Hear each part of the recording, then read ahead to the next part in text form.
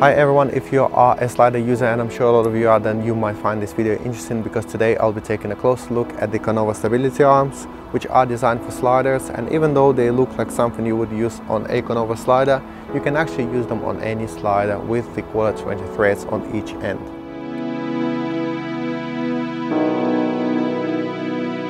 Unless you use a lightweight camera in combination with a short slider, I'm sure a lot of you experience the flexing issue where your slider starts to dip as your camera is moved towards one of the ends. Usually it's not even the actual slider that is creating the flex, but the tripod base or the head. For example, my otherwise really solid Vincent tripod just can't handle my K5 1 meter slider with a Sony FS100 on top of it, no matter how I position the slider. I think it simply wasn't designed to have such a long rail sitting on top of it with the camera pushing it down from one side. Obviously, some heavy-duty tripods with massive heads will manage most payloads, but depending on how heavy your camera is, supporting the slider from both sides sometimes is the only way to avoid flexing. I've tried every method of double support that you can imagine in search of something that just works without giving me all sorts of limitations.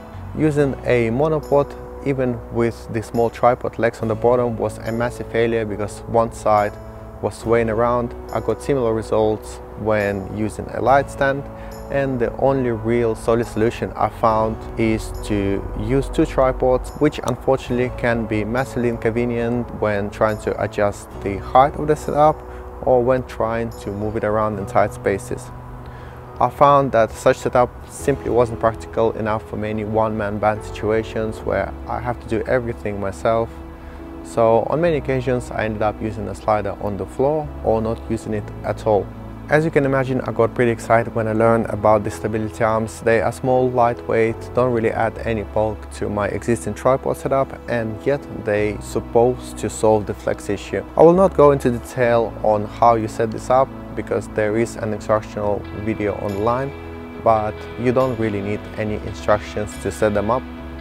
It's very straightforward, it requires no tools and will work with just about any tripod, and as mentioned already, with just about any slider that has quarter 20 threads on each end. One advice I can give you on setting them up is to keep them as vertical as possible, which creates the most solid support for your slider. Depending on your tripod, it might be useful to extend them fully to create the best vertical angle. Before I got this myself, I read some internet posts, and some people commenting were concerned that these arms would not be solid enough to take out the flex completely. And as a first-hand user, I can confirm that two of these can take out any weight I can throw at them. If you are using a lighter camera like a GH4, a 7S or 5D, then even one of these arms should take out any flex that you would experience otherwise. At $80 each, they are not the cheapest support solutions out there, and if you have time and patience to work with double tripod setup, then there is no reason to buy this. But if you are like myself, open to work in fast-paced shooting environment like live event coverage where everything happens really quickly, then these things are absolutely godsend. The amount of time and stress they save me is absolutely worth the price. So my conclusion to this review is that you can live without them. There are other solutions to support your slider, but I can definitely recommend them to professional shooters who have to work fast or use sliders a lot.